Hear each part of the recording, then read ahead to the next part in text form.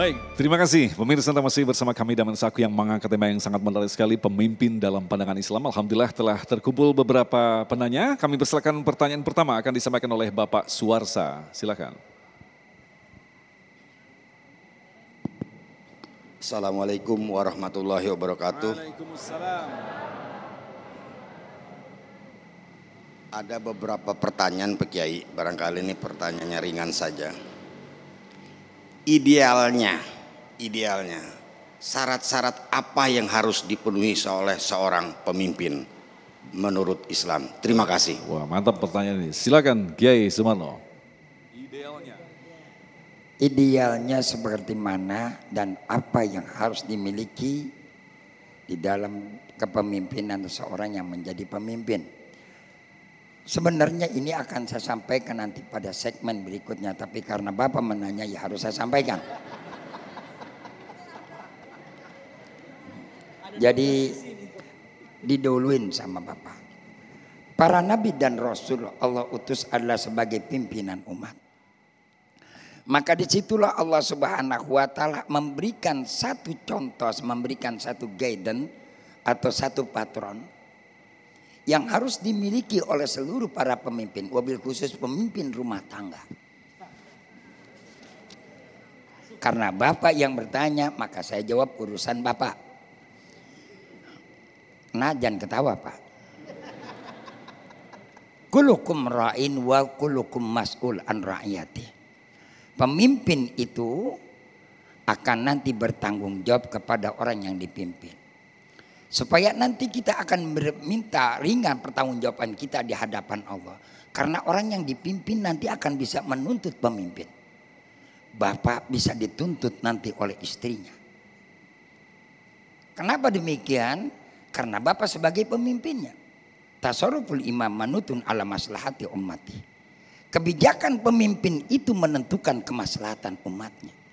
Kebijakan suami dalam rumah tangga yang menentukan bagaimana keberhasilan rumah tangga. Walaupun keberhasilan Bapak ditentukan juga oleh ibu, tapi tidak semena-mena ibu yang memberikan kebijakan. Makanya dalam kartu keluarga pemimpin rumah tangga adalah laki-laki. Paham Pak? Lalu apa syaratnya? Sidik, amanah, tabligh, fatonah. Itu syaratnya pemimpin yang dimiliki para nabi dan rasul. Ada 4 karakter Bu. Pertama jujur. Suami yang jujur adalah suami yang paling ideal untuk menjadi pemimpin rumah tangga. Kalau suami saja sudah berbohong kepada istri, apalagi kepada anak. Kalau suami saja sudah berani berselingkuh, tidak jujur terhadap apa yang Bapak alami terhadap istri, membohongi istri, maka dengan sendirinya jangan harap keluarga itu menjadi sakinah. Keluarga yang sakinah, keluarga yang didasari dengan kebijakan yang berfokus berdasar daripada kejujuran. Apa Pak dalilnya? Alaikum bisidqi fa inna sidqa yahdi ilal bir wal bir yahdi ilal jannah. Ini pesannya Rasul. Ya. Bagi kamu semua kata Nabi, hendaklah berpegang teguh dengan kejujuran. Jangan kita menggunakan satu pencitraan. Jangan kita menggunakan klise. Jangan kita menggunakan topeng. Pura-pura tersenyum, tapi nantinya kau menerkam. Pura-pura berkata manis, pandai berjanji, tapi ternyata engkau adalah selalu mengkhianati janji. Dulu kau berkata cinta, ternyata kau sekarang adalah durjana dalam asmara. Baru satu. Yang kedua, amanah. Apa amanah? Kredibilitas, tanggung jawab. Ini yang paling berat, punya pemimpin rumah tangga tanggung jawab untuk apa? Memberikan nafkah. Memberikan kesejahteraan kepada orang yang dipimpin. Siapa yang dipimpin? Saya kasih contoh rumah tangga saja. Urusan negara bukan urusan saya. Walaupun kita adalah warga negara. Itu ada bagian kita. Nanti belum saatnya kita berbicara. Biarlah wakil-wakil rakyat kita yang berbicara. Kan begitu. Nah, bapak bertanggung jawab untuk mensejahterakan istri. Jangan hanya pandai menuntut istri untuk melayani, tapi bapak nggak pandai bertanggung jawab kepada istri. Istri suruh dandan, istri suruh cantik, istri suruh rapi, tapi bapak tidak kredibilitas membiayai istrinya untuk dandan. Kan dandan pakai duit ya bu. Bapak tahu berapa harga lipstik? Bapak tahu berapa harga bedak? Bapak gak tahu berapa harganya yang itu gudungan. Syukur ibu-ibu ikut pengajian. Alhamdulillah bisa ngutang seragam. Seneng banget ibu-ibu. Ini tanggung jawab Pak. Kepada istrinya. Jadi selama ini kan bapak-bapak hanya pandai menuntut kan bu. Iya kan? Bagaimana istri harus cantik, istri harus rapi, istri harus bersolek. Hei, orang bersolek pakai duit bro. Orang berdandan harus pakai apa? Pakai duit. Enggak seperti lagi zaman dulu. Orang dulu pakai kertas krep jadi bibir merah. Ya kan bu? Ya kalau sekarang bisa jontor bibirnya pak. Nah ini bapak harus ngerti. Nah itu harus amanah tanggung jawab. Maka setiap orang yang akan berumah tangga jadi pemimpin. Apa kata Nabi? Ya ma'syara sabab man istatwa minkumul ba'wal ba'ata falyatajawaz. Punya power dulu, punya kemampuan. Pemimpin kalau bukan punya kemampuan, jangan coba-coba deh nyalonin jadi pemimpin. Hei, kalau belum mampu jangan rumah tangga, suruh puasa, tahan diri dulu. Jangan sekarang belum apa-apa udah ribut mau kawin mulu. Ribut mau jadi pemimpin mulu. Selesaikan dulu deh. Baik. Ya, masalah lajang Anda. Jangan terburu-buru. Kumpulin dulu tenaga. Biar kita nanti bisa bertanggung jawab. Insya Allah. Baik, terima kasih. Yai, nanti di pengajian berikutnya kriteria pemimpin akan kita lebarkan lagi karena ini ada 2 pertanyaan ini. Yang berikutnya dari Ibu Hesti yang akan dijawab oleh Ustadz Azhari Nasution. Silakan, Bunda.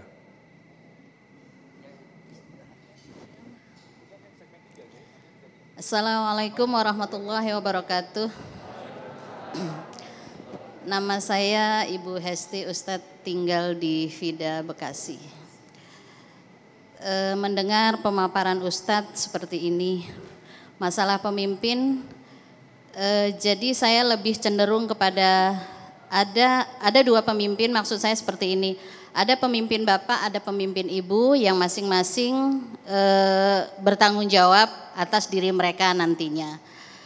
Lebih kepada ibu adalah madrasatul ula bagi anak-anaknya, seperti itu.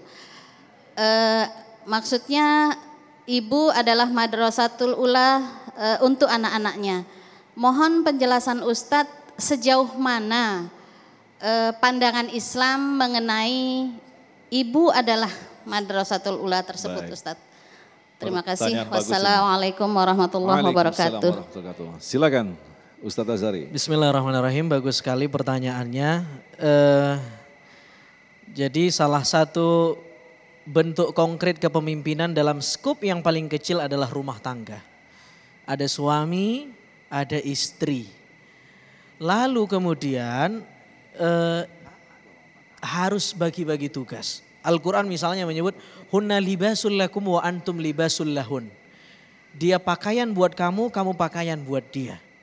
Apa yang diinginkan Al-Quran, pesan yang ingin disampaikan adalah bahwa hubungan suami istri adalah hubungan kemitraan, bukan struktural.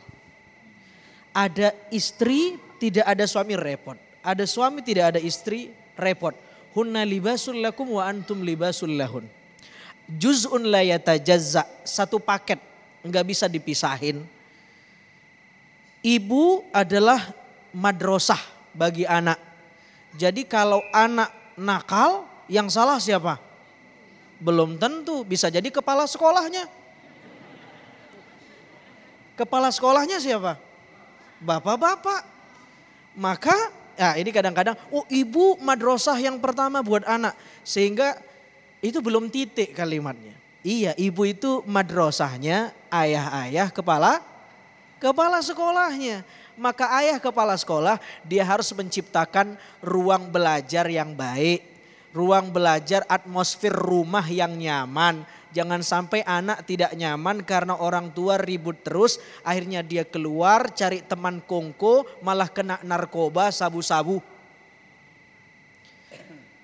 Lalu ayah harus menciptakan karena dia kepala sekolah dengan ibu yang menjadi madrasah. Mereka harus rembuk buat kurikulum yang baik untuk anak.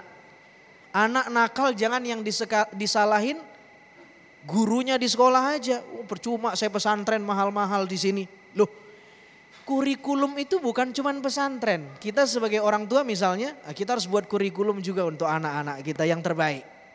Apalagi orang tua harus membuat evaluasi. Ada kurikulum, ada evaluasinya. Ada reward, ada punishment. Kalau anak salah apa kira-kira yang punishment tapi yang edukatif. Tidak mencederai mental anak. Itu saya kira bukan cuman ibu yang madrasah, tapi ayah juga punya peran dalam mendidik anak. Bahkan kalau kita lihat Al-Quran, komunikasi antara orang tua kepada anak itu lebih banyak terbangun antara ayah ke anak daripada ibu ke anak. Yakub ke Yusuf, Ibrahim ke Ismail, banyak sekali. Adam ke anaknya. Perempuan ibu-ibu cuma dua, Sayyidah Maryam dengan ibunya dan ibu Nabi Musa terhadap Nabi Musa. Selainnya semua ayah-ayah. Ini menunjukkan ayah harus aktif, tidak pasif. Sekarang banyak LGBT, anak-anak jadi gagap gender. Saya ini fisik laki-laki tapi gender saya perempuan atau cewek ya. Usut punya usut, dia gagal mengidentifikasi gendernya karena didominasi oleh ibu-ibu. Yang lebih aktif emaknya, ayahnya diam pulang kerja udah gak ngomong, gak nanya kabar, gak ngomong sama anak. Iya kalau ibunya ada di rumah, kalau ibunya juga repot kerja di luar, pembantu. Pembantunya mbaknya juga perempuan. Iya kalau punya pembantu, kalau enggak dititipin ke kakek neneknya. Yang mendominasi ya neneknya juga, lingkungannya mata rantainya perempuan. Akhirnya yang laki-laki itu berubah jadi Saras 008. Dia gagap mengidentifikasi gendernya.